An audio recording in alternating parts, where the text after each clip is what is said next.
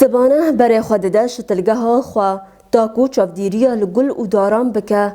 باوه خلیلیه تمن 43 سالی بریان ها ده هیاما 20 سالان دا کار شتلگه الباجار حلب دکر. لپشتی کوچبری کوبانی بو لگل مالباتا خواه اف شتلگه ها بریا سالک آوا کرد. باوه خلیل دبیجه که حسکری ویشین کاهی اگلان را بو پالدار کد کار خدا بردوام بکه کد خوازه دور تواهی بدار اگلان بین چاندن و چاندا چاندنیه بلاو ببه.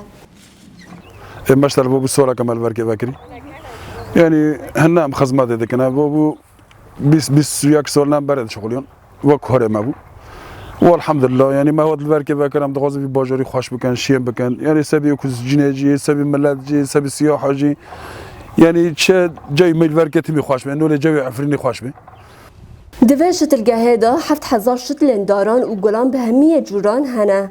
باوه خلیل دیار دکه گونشتاجیان دوره روزانه سردانا شتلگه دکن.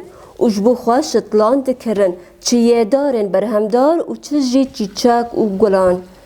عدد دوري 7000 دوري جمنا سيف هنا خوخن ليمون برتقالا مانجا سيف اون بيامن چه نوع دار دغازي وبروكي من مهندس زراعيه مرة ريكورد بي يعني هم چه نصيحات دائما دبي في وني بكا مهندس شتلگه ها باوه خلیل یکمی شتلگه به وی آوائل لدوره جبوی و مالباتاوی جیدرک سرکه جبو آبوریا وان هر وها چند و حسکریه باوه خلیل هیوی دکه کود پیش روژه دا و پروژه خامزن بکه و چند دا چاندنیه لجم خلک دوره بهیز بلاو ببه.